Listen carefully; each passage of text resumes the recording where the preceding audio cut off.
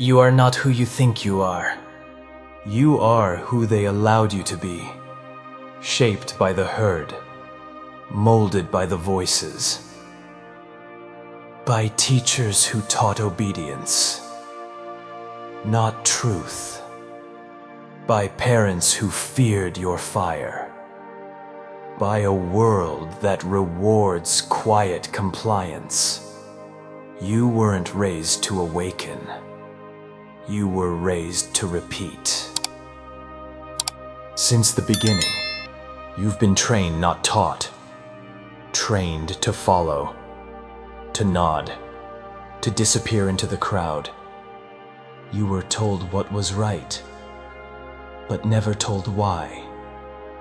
You were handed values like a checklist not to question, just to obey. So you obeyed. You lowered your voice. You dimmed your light. You amputated your dreams just to fit inside their comfort zones. And they called it maturity. They called it growing up. But now when it's silent, when no one's watching, something inside you aches. Not because you're lost, but because you abandoned the only real part of you that ever existed. That part is still there, still breathing, still burning, still waiting for you to return. Not the obedient one, not the performer, but the one who remembers what it felt like to want more, to be more. And that's where this begins. 1. Reject herd mentality. They told you morality was sacred. They told you truth was universal. They told you to be good.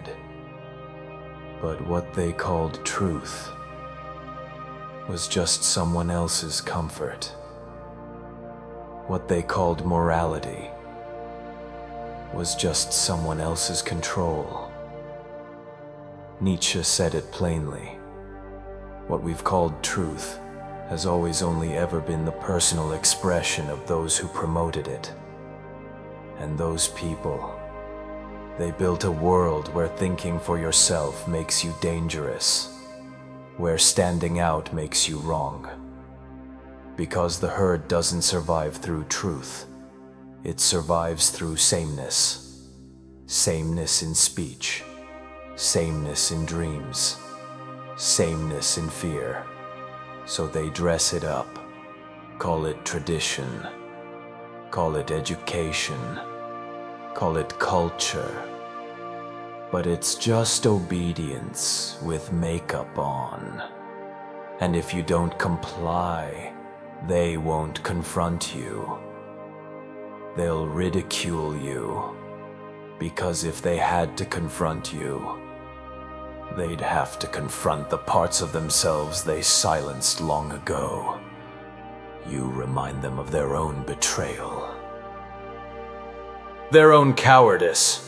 Their own quiet decision to never truly live. That's why they mock your ambition. Why they attack your independence. Why they whisper when you walk into the room with eyes that still burn.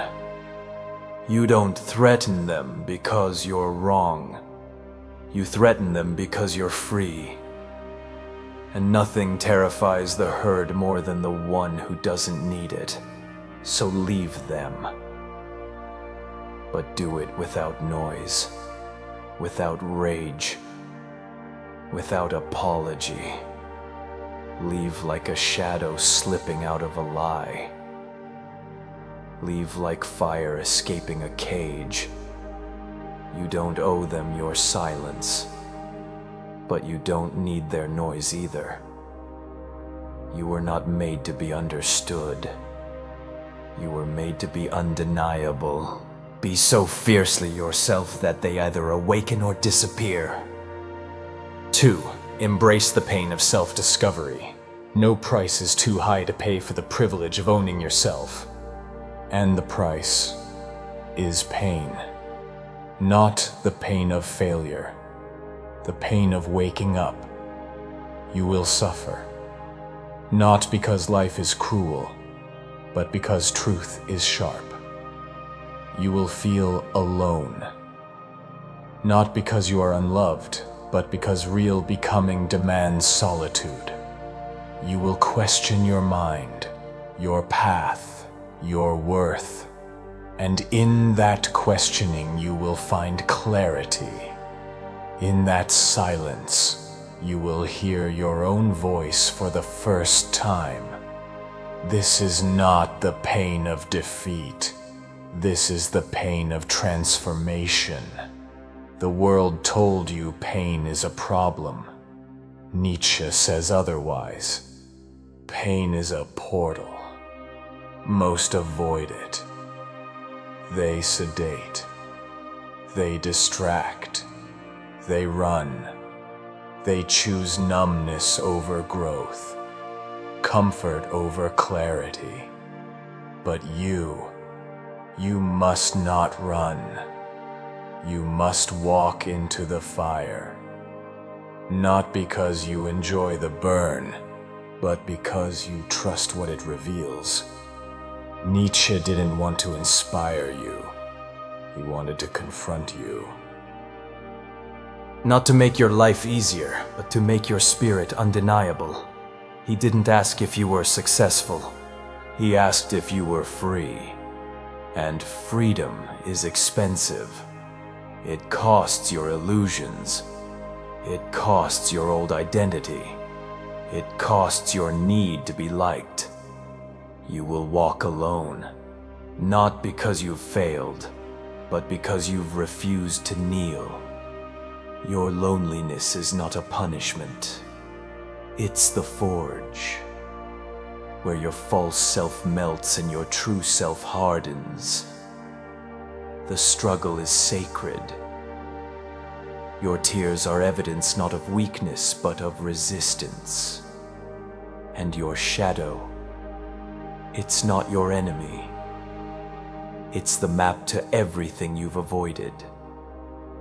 Everything you've repressed.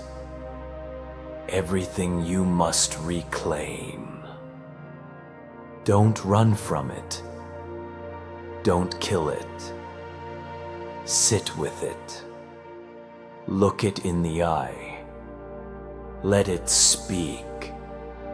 Because inside that darkness is the part of you that refused to die. And that part, that silent, bruised, burning part is the beginning of your real life. 3.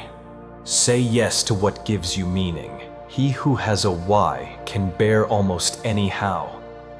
And if you have no why, you will break beneath the smallest weight.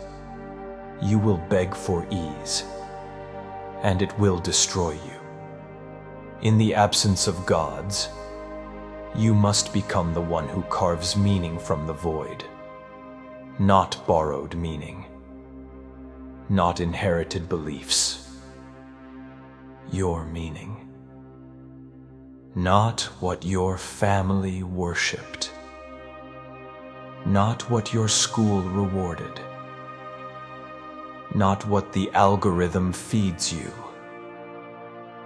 Strip it all away, because if your why was handed to you, it's not a reason, it's a leash. Nietzsche didn't tell you to find purpose. He told you to forge it. Strike it out of silence, out of blood, out of your refusal to vanish. Read philosophy not to be smart, but to set your brain on fire.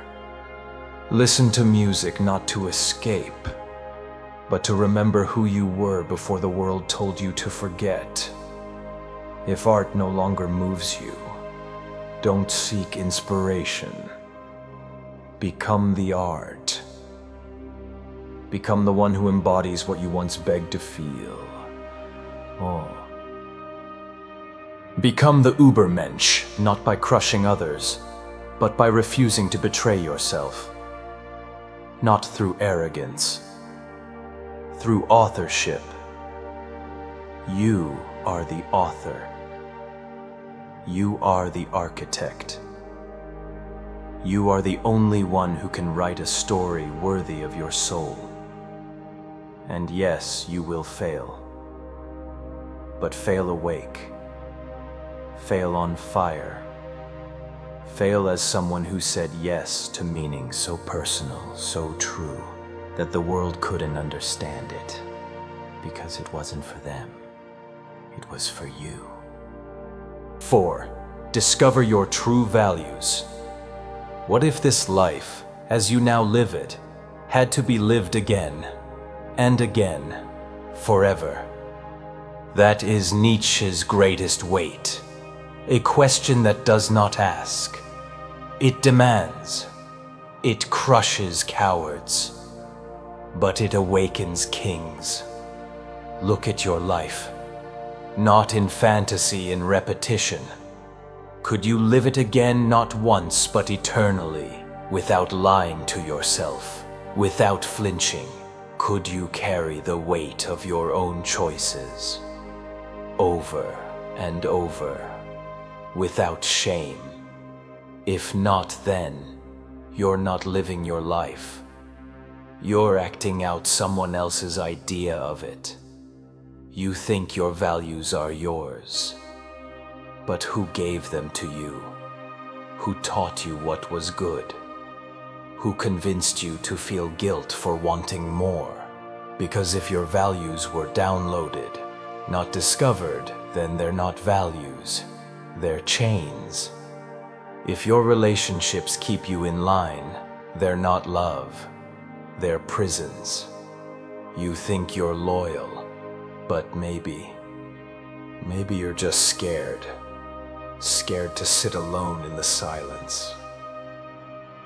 Scared to walk without applause. Scared to live without someone else's permission. So, here's the question. If no one clapped, would you still speak your truth? If no one watched, would you still live your way? If no one approved, would you still rise? Because if your answer is no, then the weight is still on you. You're not free. Not yet. You're just surviving inside a script someone else wrote. And if you don't change it, you'll live it again, and again, and again, forever. 5. Break the chains. This is not a war of rage. This is a revolt of clarity. You don't need to scream. You don't need to slam doors. You don't need to be loud to be free. You need to see. See the systems that bind you. See the people who shrink you. See the beliefs that no longer fit the shape of your becoming. Freedom does not begin with noise. It begins with noticing. So start simple. Make a list. Who drains you? Whose presence feels like erosion? Who smiles while silencing your voice? What rules suffocate you? What traditions feel like cages dressed as culture? Which parts of your life do you only maintain out of fear, not love? Write it down. Name it. No excuses. No defense. Because the enemy of growth is vagueness, and then exit. Not in chaos, not in dramatic collapse, but in precision. Real rebellion isn't flammable. It's surgical. You don't need to burn bridges. You just stop crossing the ones that lead you back to chains. Rebuild your world. Redesign your inner laws. Find new rituals. Build new friendships rooted in truth, not performance. Create new silences that don't suffocate but heal. This is the quiet revolution, the one no one sees. But it changes everything. Because once your mind is your own, there is no system that can own you again. So walk softly, but walk away. Let the chains fall behind you, one quiet link at a time. To find your real self, you will have to lose the one they applauded, the one you wore to survive, the one you dressed in borrowed dreams just to feel accepted. You will bury comfort. You will burn illusion. You will walk alone until you no longer feel alone in your own skin. Because the soul is not found in noise. It's found in silence. Not in the crowd, but in the confrontation. And on that day when the pretending ends, when the performance dies, when you no longer ask for permission to exist, you will not beg for love. You will not chase applause. You will not shrink to be digestible. You will simply be. Unapologetically, unshakably, finally. If this shattered something in you, let it break. If it awakened something deeper, don't ignore it. Comment, "I am not the herd." And send this to a brother still caged by comfort, still sleepwalking in borrowed beliefs. Don't let him drown in silence. Pull him into the fire. Let him rise.